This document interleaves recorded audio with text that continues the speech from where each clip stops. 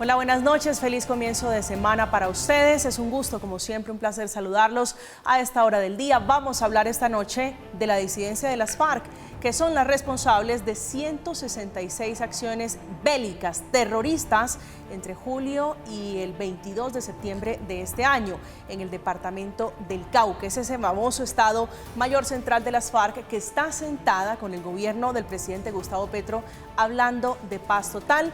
Es el saldo de ese accionar, ha dejado 12 policías heridos, 15 integrantes de la fuerza pública, militares concretamente, y 28 civiles muertos. Civiles como Adanis Álvarez o la profesora Luz Estela Balanta Solís, que fueron las víctimas de la semana pasada producto de esos carros bomba.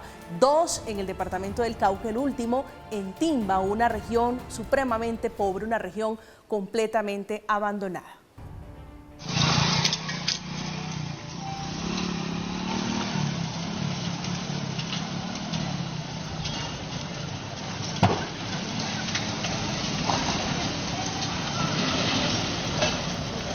Estas son las últimas imágenes del terrorismo en Colombia. Mientras seguimos hablando de paz total, esta noche vamos a hablar de las enormes grietas que tiene esa maqueta llamada Paz Total que diseñó el presidente Gustavo Petro con grupos como las disidencias de alias Iván Mordisco, que más que mostrar, insisto, gestos de paz, muestran gestos de guerra, llevándose civiles inocentes en la mitad, dejándolos allí a merced de la guerra, generando desplazamientos, confinamientos, generando zozobra. A propósito de la situación, habla el ministro de Defensa explicando el incremento, sin duda, de la violencia por cuenta de estas FARC.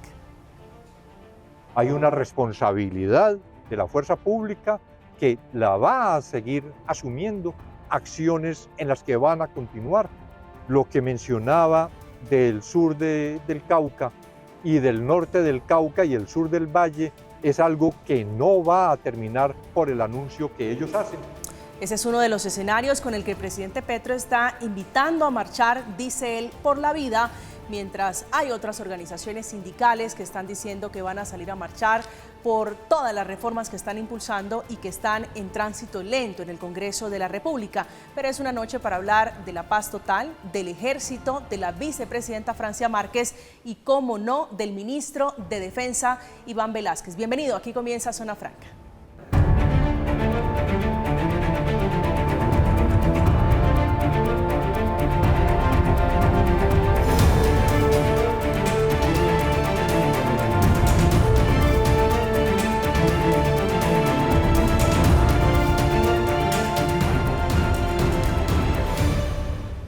La semana comenzó con el jalón de orejas, el fuerte regaño que hizo la vicepresidenta Francia Márquez, que es caucana. El jalón de orejas, el llamado de atención es a las fuerzas militares por la situación de inseguridad que vive su departamento. Dice ella que no entiende la oleada de violencia y por qué no se están tomando acciones, que es el reclamo viejo de los gobernadores, que están de brazos cruzados los integrantes de la fuerza pública.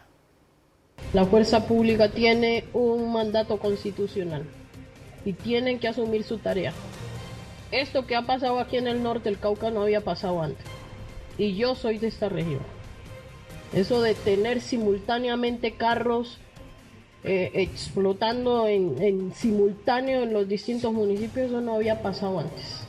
Para la discusión sobre el tema de orden público hemos invitado al congresista José Jaime Uzcategui, es representante a la Cámara por el Centro Democrático, que es partido de oposición. Representante, buenas noches, un placer tenerlo aquí en Zona Franca. Muchas gracias, María Camila, por la invitación, a la audiencia un saludo especial y a los colegas panelistas también. Gracias. Sus colegas panelistas son el profesor Marco Romero, es profesor del Departamento de Ciencia Política de la prestigiosa Universidad Nacional, director de CODES Colombia, una consultoría para los derechos humanos y el desplazamiento. Profesor Romero, bienvenido a Zona Franca, un gusto tenerlo esta noche aquí.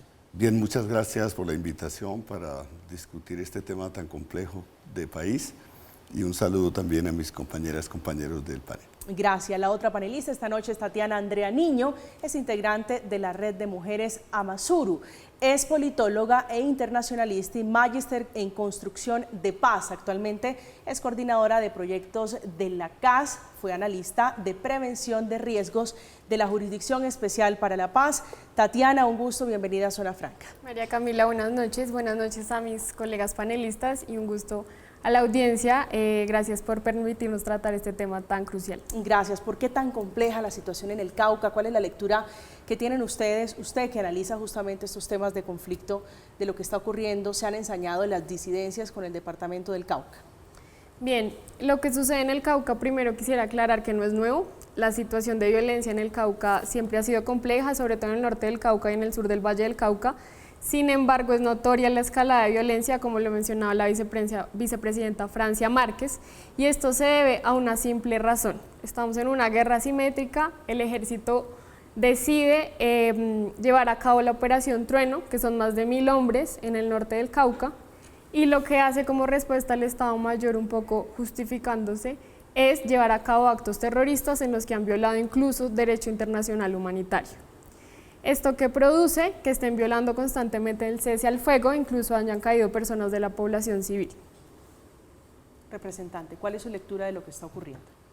Uno no entiende qué es lo que está sucediendo. Cuando el presidente Petro salió elegido, él decía como candidato que si era presidente, en 3 meses iba a desmovilizar todas estas estructuras criminales, empezando con el ELN, y ya ha transcurrido un año largo y no hay ningún tipo de desmovilización ni ningún tipo de gesto de paz cuando el gobierno se ha dado todas las aperturas y todas las concesiones posibles para que estos grupos incursionen en un proceso de paz serio y verdadero. Entonces vemos que este es el resultado de un país en el que no hay una política de seguridad establecida y no tenemos ministro de defensa. El que no hay una política de paz seria porque sigue siendo la paz del embudo, la boca ancha para los criminales y la boca angosta para la sociedad civil y especialmente para las víctimas, y porque no hay política antidrogas tampoco, porque ahora se trata de dejar que se cultive masivamente la coca y eso es un combustible para nuevos ciclos de violencia en Colombia. Entonces no sé por qué la vicepresidenta se da por sorprendida, cuando ellos mismos con sus actuaciones y omisiones son los que están propiciando esto. Y me parece muy extraño cuando era un grupo político que siempre decía es que la solución no es militar, es que no es llevando más fuerza pública al territorio, ahora salgan haciéndoles llamados de atención a la fuerza pública que porque no están haciendo lo suficiente, cuando ahí tenemos a la ministra de la Igualdad que no ha hecho nada por este país en un año largo de gobierno ya. Profesor Romero. Bueno, yo creo que es muy importante la invitación a reflexionar sobre lo que está pasando en el Cauca en el contexto de la situación de país. Cuando miramos los datos de desplazamiento, desde la firma del acuerdo de paz encontramos 924 desplazamientos forzados masivos que comprometen a cerca de 360.000 personas y 1 millón de desplazados nuevos registrados por la unidad de víctimas en ese periodo. Valga decir, estamos hablando del gobierno del presidente Duque y también ahora del presidente Petro. Entonces, este es un problema un poco más complejo que es una simple discusión política partidista. Hay una situación de continuidad desafortunada de guerras y hay responsabilidades también en el hecho de que no se haya logrado cerrar una paz completa y yo creo, como dice el maestro Gonzalo Sánchez, que el país ha hecho paces parceladas, ha negociado por pocos, en los años 90 con unos grupos, con los paramilitares se negoció en 2005, después una negociación con FARC, pero hay otros grupos armados y guerras pendientes de resolver y por la manera como se han desencadenado algunos procesos, ahora tenemos procesos de disidencia, no solo de FARC, también hubo muchos paramilitares que no concurrieron al 975 y también hubo una disidencia del EPL. Me gusta la tesis de Gonzalo Sánchez porque él dice, el país ha discutido la paz, digamos, parcelada, y cuando, pues seguramente esto ha dado resultados, porque se han desactivado grupos importantes. Creo que no se puede desconocer esos procesos de paz.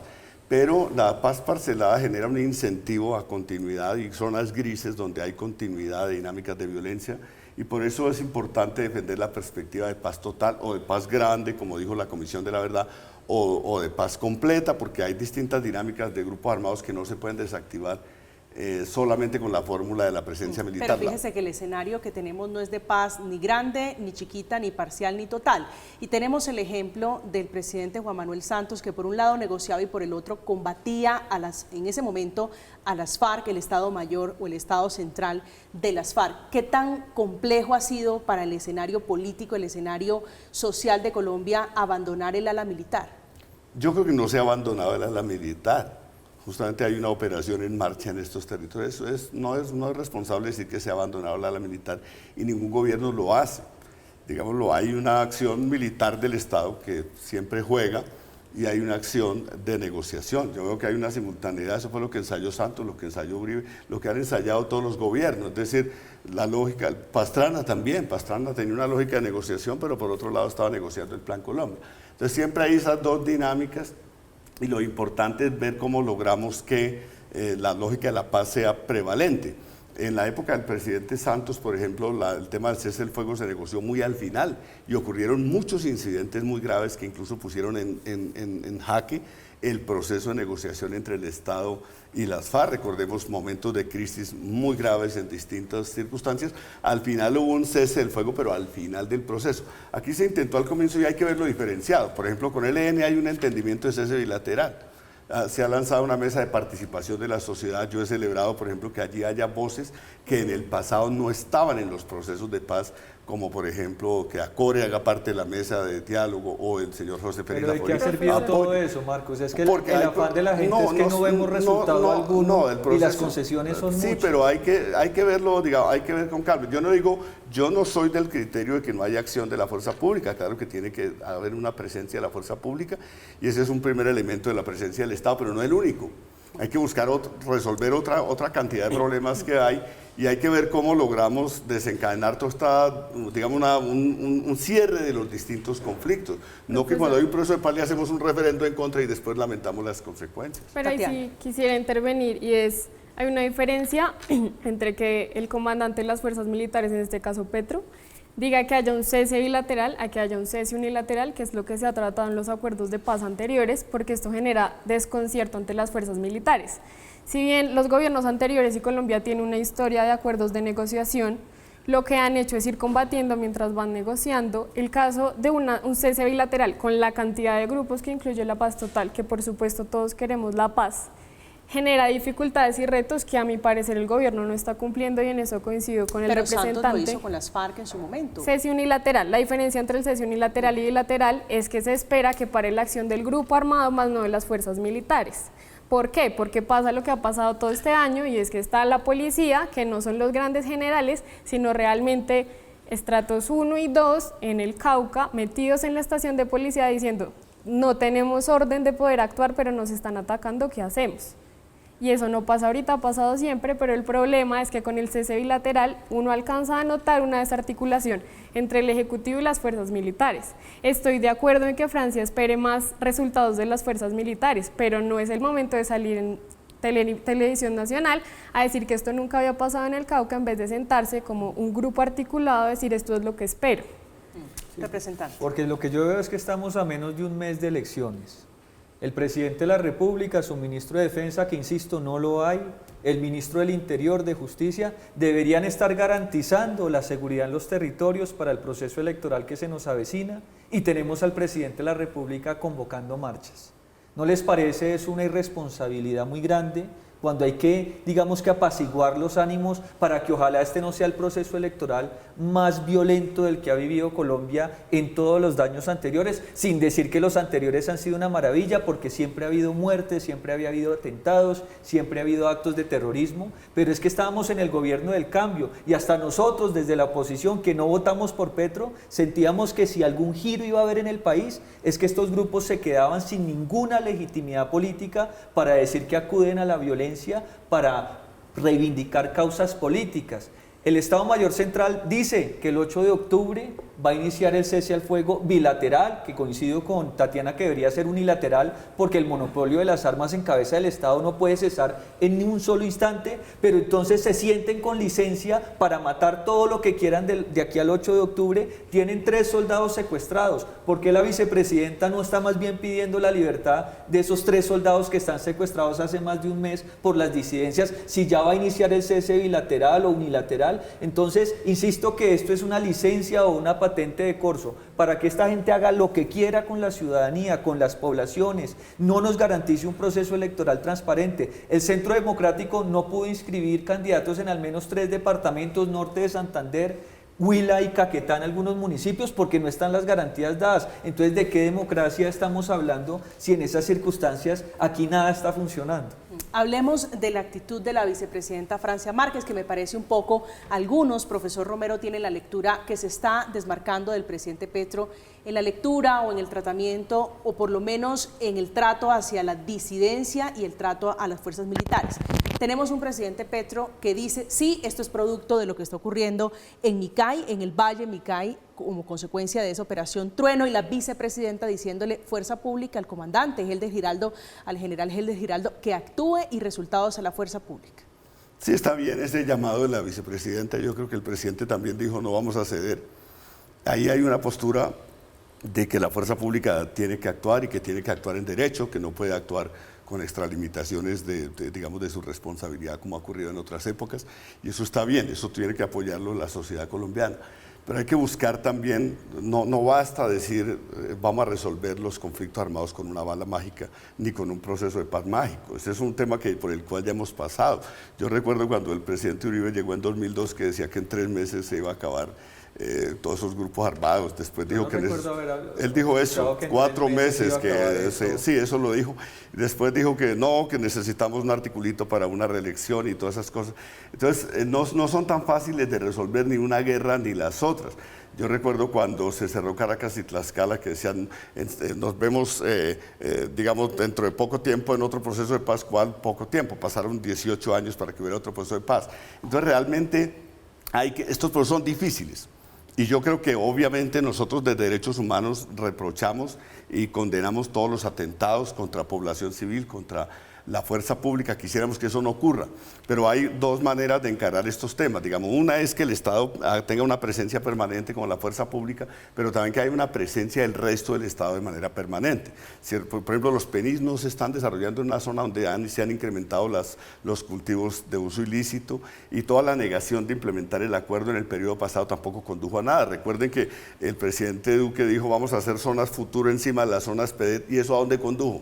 A nada. En parte, yo no digo que la responsabilidad toda sea del gobierno anterior, hay responsabilidad del gobierno actual, pero también del gobierno anterior. Me pregunto, la política del gobierno anterior, que se parecía mucho a la que plantea el representante Uzcategui, tampoco dio resultados. Marcos, pero entonces toca mirar, exacto. Porque uno dice, miren, en esa época asesinaban soldados y policías y hoy también están asesinando soldados y policías.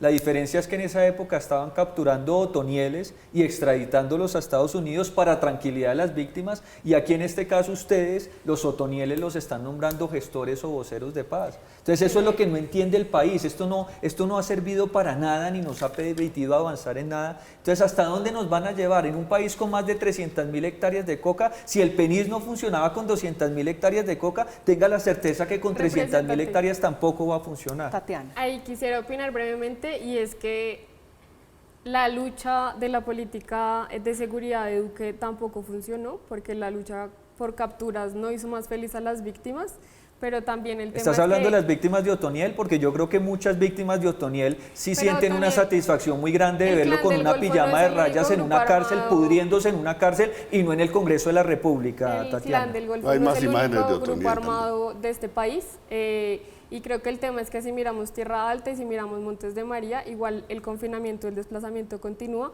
pero al respecto entiendo que sí debería mostrarse un presidente mucho más radical con los requisitos que se requiere para sentarse en una mesa de negociación. Ahora coincido con el profesor en que el problema en el cañón del Micay es que es un corredor estratégico para narcotráfico y que solo en 2 municipios hay más de 15.000 hectáreas de drogas. El punto es que ni en Duque ni en Petro el PENIS está funcionando. Y si el PENIS no está funcionando, y como lo decía el representante, el gobierno del cambio ha abogado por no un enfoque militarista, entonces ¿cuál es el enfoque de sustitución de cultivos que están llevando a cabo sin excusas? Sí, creo que no hay ni la una ni la otra. Usted da en el punto, Tatiana, y es si estamos en la fase de reevaluar si debemos estar sentados hablando de paz total mientras estos señores, el señor Iván Mordisco pone bombas, mata civiles y mata militares. Así es, sobre todo porque creo que no hay que llegar al extremo de Duque, que obviamente se levantó en su momento con el ELN, pero es que Petro ha sido extremadamente laxo y hay representantes y políticos de su gobierno que lo han dado a conocer. No puede ser que es un Estado Mayor que de por sí ya firmó un acuerdo que, como se sabe, son disidentes, que además tienen un control territorial demasiado amplio, se le está haciendo laxo el tema que ya había violado el cese al fuego y se levantó en el Putumayo y en otros departamentos del país, y esto está volviendo a pasar en el Cauca. Y nos dicen, nuestra voluntad de paz es entonces liberar 3 militares. Realmente yo tampoco encuentro una voluntad de paz. Ese cese al fuego fue porque mataron 4 niñitos indígenas, profesor Romero, que estaban huyendo de ese secuestro, de ese reclutamiento forzado. ¿Tiene sentido hoy que el gobierno Petro esté sentado negociando paz total con los gestos de los señores disidentes? Lo que yo creo es que siempre hay como esa utopía, sobre todo pues el representante Uzcategui decía ahora, siempre los que están en la oposición les parece más fácil la solución de los problemas de distintos lados, ¿no? Y decir, no, pues yo le pongo todos los requisitos a los grupos armados, pero eso ocurre cuando hay un sometimiento y una capacidad de sometimiento de esos grupos efectivas del Estado. Cuando el Estado no tiene esa capacidad, muchas veces tiene que abrir negociaciones de paz. Eso es lo que ha ocurrido y lo hizo el presidente Uribe. Lo hizo no solo con los paramilitares, lo intentó con el ELN, y lo hizo el presidente Pastrana y lo hizo el presidente Santos. Yo lo que pienso es, si ya hemos logrado una negociación con la mayor parte de los grupos, hay que tratar de cerrar esas dinámicas de hostilidad del conflicto y buscar la fórmula también de resolver un problema, que es el que más lamento de que no se haya implementado el acuerdo en el cuatrienio anterior, y es que hay que asegurar la presencia del Estado integralmente en los territorios. Muchos territorios que dejó, por ejemplo, las FARC, los tomaron otros grupos inmediatamente, digámoslo, y este es un tema que hay que resolver. Hay que buscar la manera de que el Estado esté en los territorios buscando alternativas sociales, económicas, políticas de manera permanente. Creo que ese es un reto grande en el que tenemos que estar de acuerdo, porque lo contrario nos lo vamos a pasar en esta lógica de guerras y de, digámoslo así, de procesos de paz y no vamos a encontrar una salida de fondo. Yo desde acá le pediría a la Honorable Corte Constitucional que se pronuncie frente a la demanda de inexequibilidad de la Ley de Paz Total. Llevamos meses esperando un pronunciamiento de esa naturaleza y es importante a ver si logramos tener unas reglas de juego claras para lo que es esta negociación. O si con eso no ganamos nada. Pero con eso porque si no se nos van a ir los otros 3 años, porque ni siquiera hay una ley de sometimiento. El gobierno no ha presentado el proyecto de ley de sometimiento con el cual supuestamente pretende la sujeción a la ley de todas estas estructuras criminales. No, es decir, es que tienen el proyecto, pero el problema es que, por ejemplo, el Clan del Golfo dice, no me sirve. No me interesa estar allí. Entonces, ¿por qué insiste en una negociación si hay unas estructuras que no quieren negociar? ¿Por qué insiste en negociar con las disidencias a quienes ya se les dio una oportunidad de paz y quisieron continuar delinquiendo porque para ellos el negocio del narcotráfico y del crimen es más rentable que la paz total de Petro? Ese es un buen punto, profesor. ¿Por qué insistimos en negociar con quien muestra claramente no querer negociar, no querer avanzar a la paz? Cuando se hizo la negociación de justicia y paz también había pues muchas zonas grises entre paramilitares y narcotráfico. Y sin embargo, pues mucha gente apoyó esa negociación porque es una manera de desactivar una dinámica, digamos, de guerra que en el país era muy radical y este proceso contribuyó en parte a desactivar, parcialmente, pero a desactivar conflictos. Nosotros le hemos pedido a la Corte, al contrario, mantener la exequibilidad de esta ley, porque es una ley, digamos, que se ha usado para negociar procesos de paz, es sobre la cual se han fundado los procesos que están ahora establecidos, y yo insisto en que hay que verlos diferenciados. Digamos, hay procesos que van avanzando mucho más que otros, estoy de acuerdo, y hay que ver cómo tratar el tema de bandas criminales que tienen un tratamiento distinto, y estoy de acuerdo que estamos pendientes de la ley para ese tema, pero echar atrás la ley habilitante de los procesos de diálogo no nos lleva a nada, no nos lleva a ninguna salida.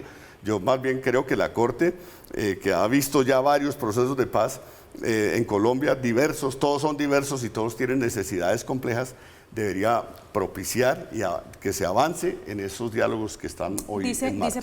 Dice Tatiana que aquí ha habido un presidente laxo, tal vez un poco mano suave con estas disidencias. ¿Usted qué opina de eso? No, yo no creo. Yo creo que el presidente obviamente dicen que es laxo plantear una política de diálogo, plantear una política de negociación. Pero las políticas de negociación nunca son una señal de debilidad, son una manera alterna de resolver guerras, porque existe una manera que es la lógica de la presencia del Estado y la presencia militar, que es la que muchos creen que es la única solución. Es lo que está pidiendo la vicepresidente, porque eso no lo estamos pidiendo nosotros, lo está pidiendo Pero ella no la está pidiendo que exclusivamente haya una solución militar. Está bien, exacto, pero hay que combinar de alguna manera la presencia militar del Estado con posibilidad de cerrar conflictos que muchas veces no se resuelven solo con la presencia militar en los territorios. Tatiana, Ahí solo quisiera ¿usted qué cree que mencionar. está pidiendo la vicepresidenta? Ella dice resultados, que el ejército opere, que el ejército actúe. ¿Qué cree que está pidiendo la vicepresidenta? Lo que da a entender la vicepresidenta es que quiere más fuerzas militares cuando hay más de 2.000 hombres solo en un departamento, que cualquier persona que haya ido al Cauca sabe que no siempre esta es la solución, la presencia militar. Pero entonces si el profesor lo que menciona es que se requiere una solución no solo militar, entonces eso no se le corresponde a las fuerzas militares, sino al Ejecutivo, y no es clara la propuesta. Y solo para hacer un pequeño comentario, y es, si Petro no ha sido laxo, entonces ¿por qué desde inicios de septiembre hasta la fecha ha habido solo contra fuerza pública aproximadamente 19 ataques? Lo que quiere decir que hay un ataque por día, y esto solo si estamos hablando del Estado Mayor, pero el ELN ha hecho paro armado en el Chocó e igual se mantienen negociaciones. Yo entiendo que no le podemos poner una lista de requisitos eterna, y por supuesto cada acuerdo en Colombia ha traído dificultades, pero el tema sí es que la laxitud no ha sido solo con los grupos armados, sino con las definiciones que incluye la paz total. No es normal que los grupos armados sean quien le exigen al Estado y no al contrario. Pero de eso no se trata una negociación, un tire y afloje, es decir, yo te doy, tú me das. El problema es que si tú miras la paz total, lo que proponen desde el gobierno es que la negociación va a ser con ELN y Estado Mayor Central. Con el resto de estructuras, que es lo que no se ha dado a entender, va a ser una ley de sometimiento, pero ellos no lo han entendido, e incluso grupos armados, bandas delincuenciales como las autodefensas de la Sierra Nevada del Norte, que es una disidencia de los paramilitares, exigieron en su momento una parte de la Sierra Nevada, tal como lo hizo en su momento las FARC con el Caguán. Entonces, como no ha sido claro los lineamientos, es complejo el trato. Representante. Pero ya que el presidente está invitando a marchar, nosotros desde la oposición también lo vamos a hacer. Este 2 de octubre, que se cumplen 7 años del plebiscito que nos robaron en las urnas, porque aquí se vale robarse plebiscitos, se vale asesinar gente como en Timba, Cauca, se vale secuestrar soldados, se ha duplicado el secuestro, pero lo que no se vale es pedirle a los grupos criminales que se acojan al Estado de Derecho si es que quieren negociar. Así que este 2 de octubre, qué pena la cuña, pero ya que la manifestación del presidente ha tenido tanto despliegue, el 2 de octubre a las 6 de la tarde estaremos en un monumento en el norte con unas antorchas y velas. Estamos frente al ejercicio marchas y contramarchas, es decir, el gobierno anuncia marchas y la oposición anuncia marchas. Nos toca porque si ellos lo hacen desde el poder, con el presupuesto público, abusando de su autoridad, nosotros lo tenemos que hacer desde la ciudadanía, y en realidad era una marcha o un plantón que ya estaba convocado por el aniversario del plebiscito. Pero esta me parece una forma curiosa de gobernar, profesor Romero. ¿Usted tiene noción, conciencia de algún gobierno que haya invitado a marchar en su contra? Digo en contra porque es que el presidente Petro es el comandante en jefe de las fuerzas militares, el responsable de la seguridad en el país, y la invitación del presidente es a marchar por la vida. No, yo pienso que todos los gobiernos hacen convocatorias. Pero no en elecciones. Es que no hay que ver contradictorio, tú mismo lo estás diciendo, lo que pasa es que toca ponerle coherencia a las cosas.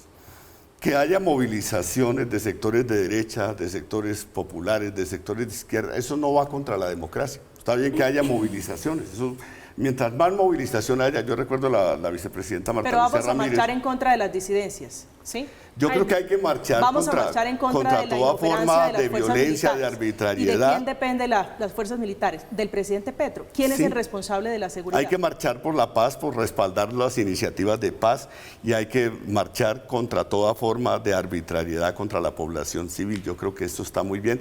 Y está bien que se movilicen distintos sectores, eso no riñe realmente con una lógica democrática. Y segundo, el plebiscito de la paz no fue un plebiscito robado. Se ganó, él no ganó por poco. Yo voté por el sí, millones de personas votamos por el sí. Y millones más uno votamos por el no. Y luego vino una referendación por el Congreso. Lo que pasa es que ustedes a veces dicen que el Congreso es una institución respetable y la Corte, y a veces dicen que no. Es que el Congreso no está por encima de la Constitución. En esa oportunidad el Congreso refrendó. Invalidaron un resultado de un plebiscito. Hubo una negociación. No le queda bien como académico y defensor de derechos humanos ahora decir que está bien que una proposición del Congreso invalide un mandato popular depositado. No, porque que hubo una renegociación. Entonces, si yo mañana le radico una proposición donde le digo no estamos de acuerdo con Petro, entonces desconocemos la victoria de Petro en las urnas y se impone la decisión mayoritaria de que Petro tiene que ser removido. Hay una democracia de participación como ocurrió con el plebiscito, pero hubo una renegociación y ese acuerdo nuevo fue sometido al Congreso, que es una institución legítima, y a la Corte Constitucional, que es una institución legítima. Si desconocemos esas dos instituciones, ya uno ahora dice lo que que estamos quedamos pidiendo, ahí, María no hay Camila, nada. es juicio Y ese acuerdo de paz político trae una serie de ventajas. Juicio político yo les hago ya, la pregunta. porque lo del plebiscito no lo vamos a resolver esta noche, pero lo del juicio político sí debería empezar a gestarse en Colombia a partir de este momento. ¿Están dispuestos a asumir la responsabilidad de que ese proceso de paz se hubiera cerrado totalmente por ese plebiscito del no? Pero ¿cuántos congresistas de las FARC? Los congresistas de las FARC ahí están echando palabra y no bala como ustedes lo querían en el Congreso. Llevan 2 periodos, no han indemnizado a las víctimas. Lo regreso a la discusión sobre las marchas. El presidente Petro invitando a marchas por la paz, dice el presidente. Aquí preguntan cuál es la diferencia entre esa gran marcha que se hizo en el gobierno del presidente Uribe contra las FARC. Creo que en este caso hay que diferenciar 2 marchas.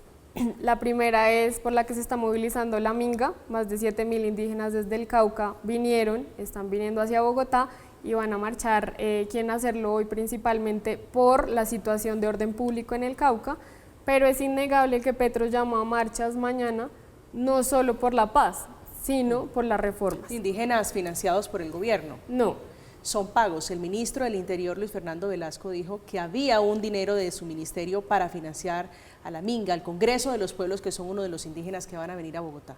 Pero la Minga indígena ha hecho movilizaciones durante todos los gobiernos para decir que ahora están financiados siempre. La Minga indígena es, creo que uno de los actores más relevantes y creo que incluso lo deberíamos tocar en esta discusión del Cauca.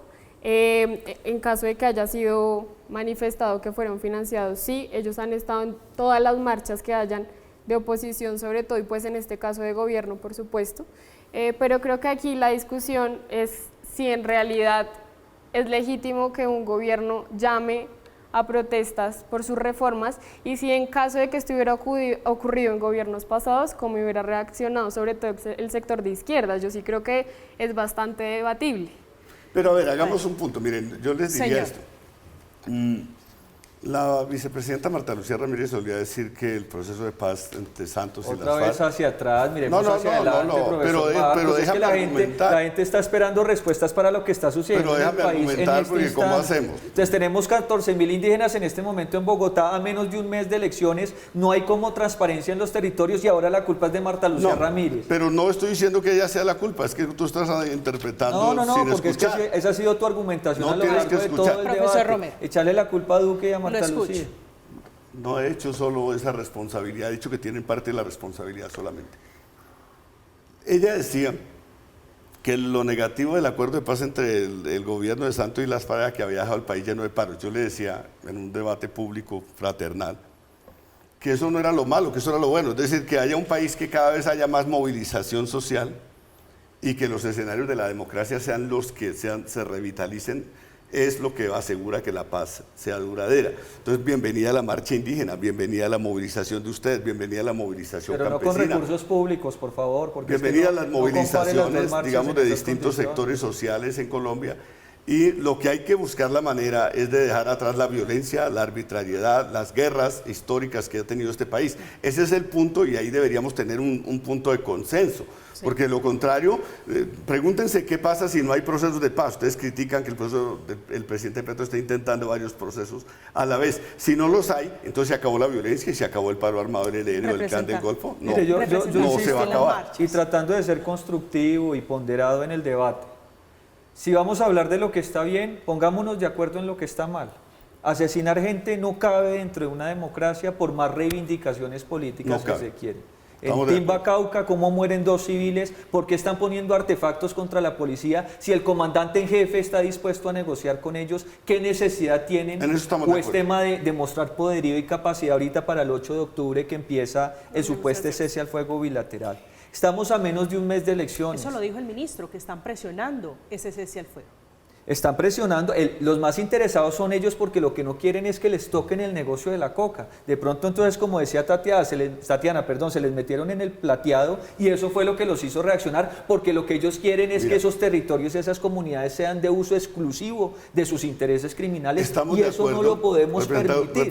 Si estamos de acuerdo con eso, que es repudiable el asesinato, ¿por qué nos incomodamos por una marcha del presidente invitando a marchar por la vida, por la paz? Porque estamos a menos de un mes de elecciones. Mucha gente incluso dice que esa es una marcha que termina beneficiando de alguna forma al candidato Bolívar, porque están generando esa ola de opinión en el distrito supuestamente a favor del pacto histórico, y eso es una desventaja para nosotros que no tenemos los recursos públicos ni la capacidad de movilización que ellos tienen para hacer marchas antes de un mes de elecciones, y no pueden comparar la nuestra, donde nos paramos 15 jóvenes con una vela, a cuando ustedes con recursos públicos están prometiendo internet gratuito a cambio de que se vengan a marchar. Entonces yo sí pido que el delito político debería desaparecer en Colombia. A mí me cayeron encima porque dije que si había un delincuente político hoy presidente de la República, ¿qué justificación tienen las guerrillas en invocar el delito político como una forma de reivindicación política? Que les dio un ultimátum, se quieren subir al bus de la paz, este país ya se transformó, quieren una cantidad de beneficios, oportunidades, este gobierno les ha dado todas, ¿por qué insisten en la guerra y en el camino de las armas? Es algo que nadie entiende. Nadie comprende eso, profesor Romero. Empezó bien el representante Uzcategui y terminó muy mal. Estamos de acuerdo, no es legítimo ningún tipo de violencia ni ningún tipo de atentado contra la vida en una democracia. Ese es un punto que tenemos que tener de acuerdo. Yo invitaría a que también tengamos como punto de acuerdo que hay que cerrar una serie de guerras pendientes que hay en Colombia para que esa oportunidad de la democracia sea real. Miren este dato, cuando se votó la Constitución del 91, no teníamos un universo de víctimas de 9 millones de personas. Y eso no quiere que la Constitución generó las víctimas, pero sí quiere decir que si uno tiene una lógica de guerra, la democracia tiene muy pocas probabilidades y tiene muchos riesgos. Entonces hay que salir de esa dinámica de guerra y nos vamos a un escenario donde las disputas se den en distintos escenarios, digamos, democráticos. Me parece muy exagerado decir, bueno, que la marcha indígena tiene que ver con la imagen de Bolívar. Me parece demasiado exagerado. O el delito político. El delito político es una tradición de liberales y conservadores de toda la vida para salir, y ha sido útil para salir de una serie de guerras. Seguimos justificando la guerra. ¿Quién es el que tiene la lógica de la guerra? ¿Usted o yo? No, el delito político para salir de la dinámica de la guerra en algunos casos. No vale para todos los grupos que están en juego. La pregunta es, ¿cuántos procesos de paz más vamos a necesitar para salir de esa que usted dice dinámica de la guerra? Estamos en Zona Franca hablando de las convocatorias de marcha del presidente Petro con el escenario, con el trasfondo de violencia, de terrorismo del departamento del Cauca, particularmente allí donde se han ensañado esa disidencia de las FARC, ese Iván Mordisco, que es el nuevo nombre del terrorismo en Colombia, con la población civil, pero también con la fuerza pública. Un conflicto colombiano que ha afectado a unos 12.000 niños en el primer semestre de este año. Así lo reveló la coalición contra la vinculación de niños al conflicto armado en Colombia, sobre la afectación que está viviendo la niñez en el país, especialmente allí en el departamento del Cauca, que es el motivo del reproche de la vicepresidenta Francia Márquez. Hacemos una pausa, ya volvemos. Estamos en la discusión a propósito del tema de desorden público. El gobierno nacional ha manifestado su rechazo enfático a la violencia de la que están siendo víctimas maestras, maestros, estudiantes y los establecimientos educativos.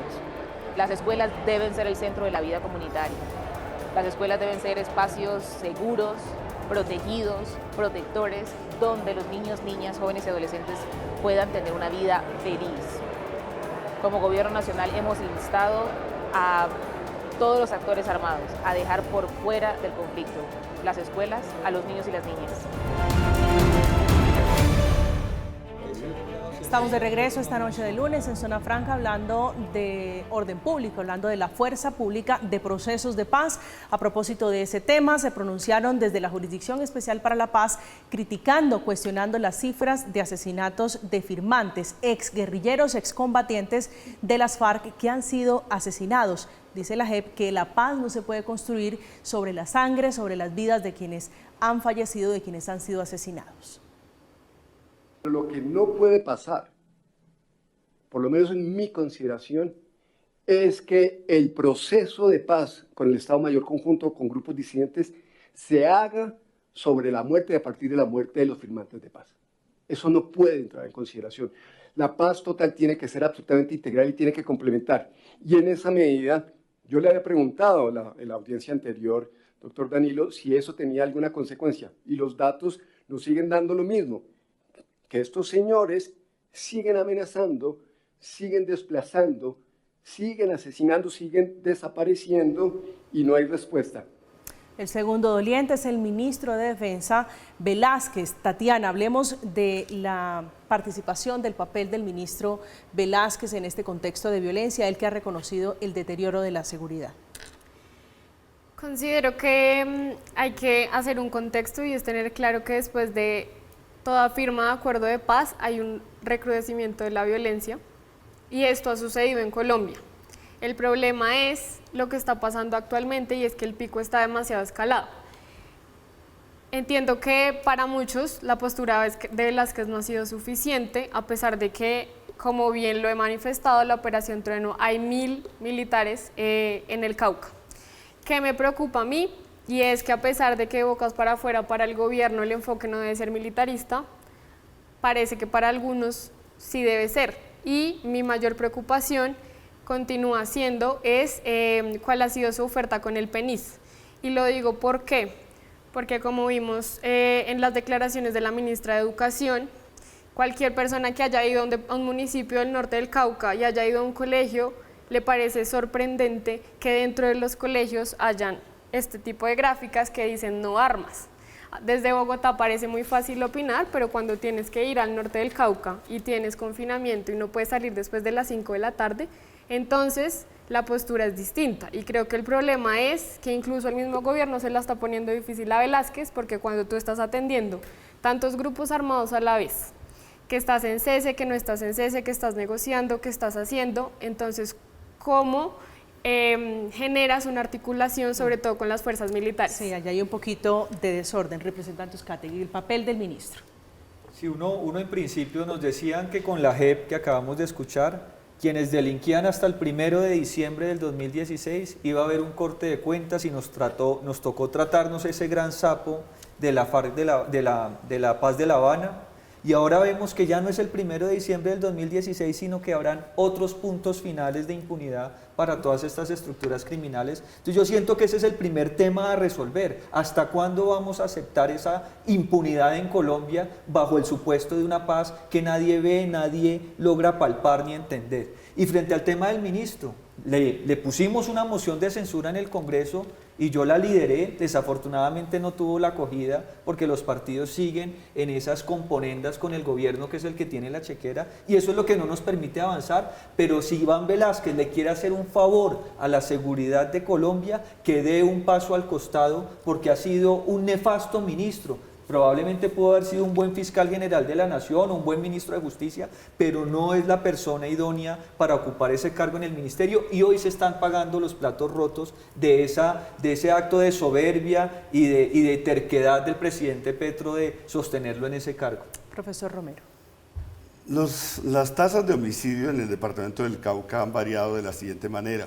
En 2010 la tasa, digamos, de homicidio por cada 100.000 habitantes era el 40.6, 2017 bajó al 20.9 en el contexto del proceso de paz y de la expectativa del proceso de paz, y en 2022 volvió a subir a 56. Es decir, estamos hablando de una violencia... Ya estamos peor que en el 2010. Sí, este es un dato de 2022, pero no importa si en el 2022 tiempo de la paz 2023. total estamos peor que no, en tiempos de la paz total, total, hay que ver el acumulado del proceso. Este es un dato de 2002 y no estoy diciendo que sea de Duque.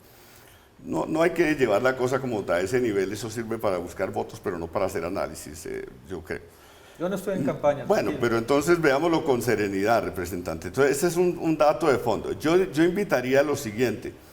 Uno, evidentemente hay que condenar todas estas formas de violencia, estoy totalmente de acuerdo, pero dos, hay que buscar la manera más bien de acelerar los procesos de paz y de exigir que estos procesos de paz avancen y que podamos de alguna manera cerrar esas dinámicas de conflicto sobre la base del aprendizaje. ¿Y qué hacemos mientras negociamos? ¿Qué hacemos con el ministro Velázquez? El ministro Velázquez es un hombre honesto.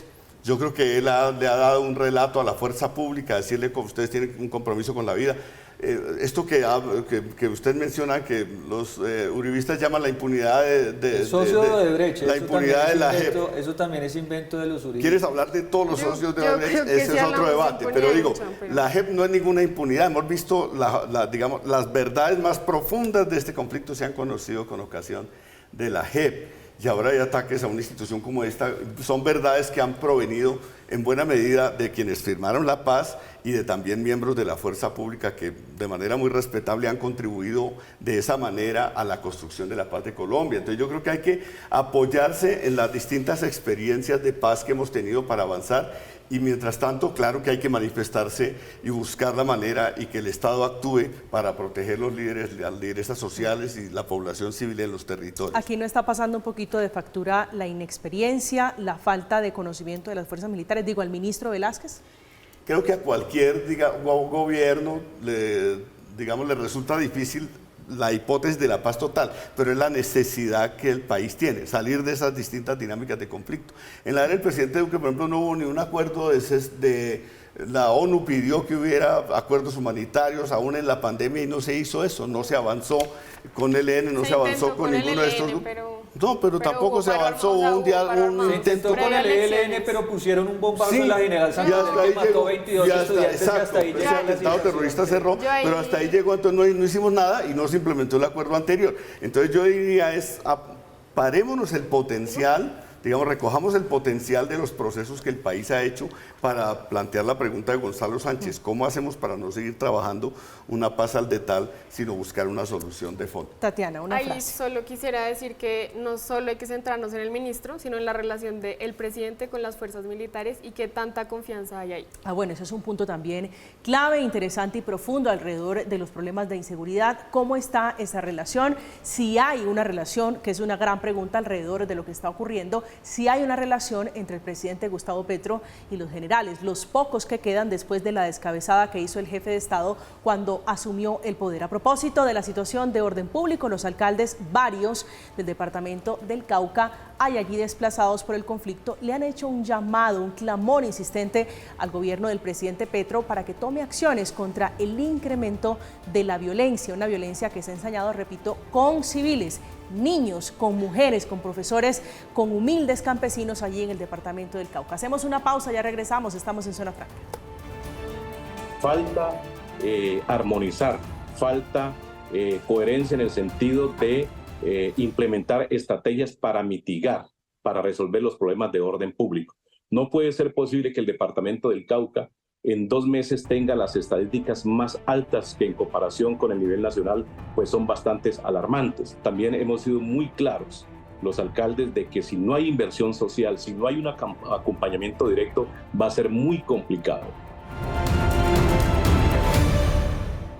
Llegamos al final ya de Zona Franca, en nuestra fase final, hablando hoy de conflicto armado, de la disidencia de las FARC, que es la protagonista por lo malo, como siempre, por el terrorismo, por la situación grave que han derivado allí, han desatado en el departamento del Cauca. Tatiana, su conclusión final sobre la discusión, su consejo, si se lo quiere dar al presidente Gustavo Petro, al ministro Velázquez, en general al gobierno del presidente Petro.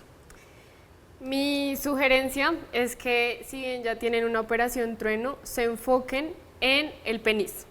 El problema del Cauca y de muchos departamentos de este país es el narcotráfico y sobre todo esto está generando, uno, que la población se vea afectada y se vincule indirectamente, pero además estos actos terroristas, que se replanteen los requisitos mínimos que hay para una negociación y que le demuestren al país que están comprometidos con la voluntad de paz, ustedes como ejecutivo, pero también quienes se sienten en esa mesa de negociación. Las víctimas en Colombia son más de 9 millones y merecen respeto.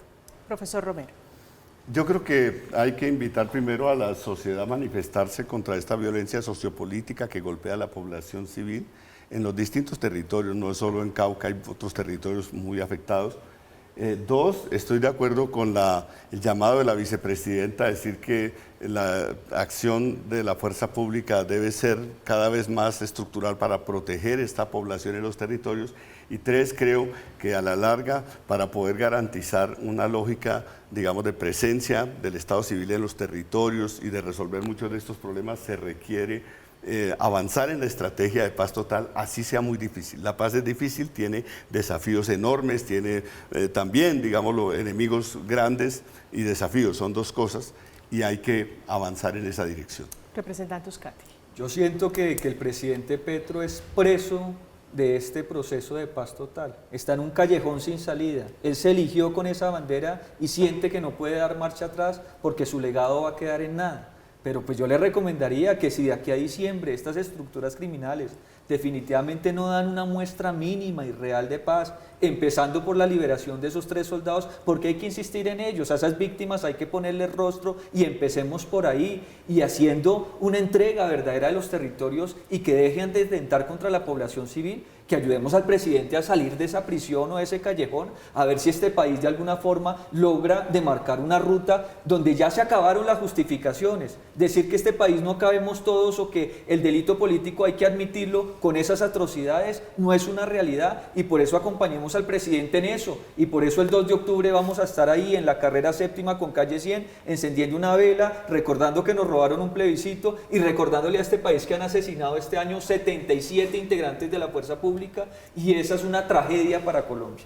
Son las reflexiones esta noche en Zona Franca de la paz total, de la disidencia de las FARC o ese Estado Mayor Central de las FARC que está diciendo que ahora sí quieren un cese a fuego bilateral, que están dispuestos a cesar las hostilidades. El anuncio lo hace ese frente guerrillero en el departamento del Cauca, responsable de los 2 últimos atentados con carro bomba, allí en el Cauca, en esa zona del Pacífico colombiano, donde esta tarde se vivió una jornada de manifestaciones organizada por la iglesia, el párroco Diego Trujillo, que fue el hombre de la frase de estoy dispuesto, si hay que dar la vida por la paz allí en esa región. Allí se movilizaron pacíficamente pidiéndole a la disidencia de las FARC no más violencia, que no involucren a la población civil en sus hostilidades, en su confrontación armada, que tiene que ver, por supuesto, con la lucha por el narcotráfico. Llegamos al final enviando un abrazo sincero de solidaridad a los habitantes de Timbe en general, a los habitantes del departamento del Cauca por esta tragedia que es la guerra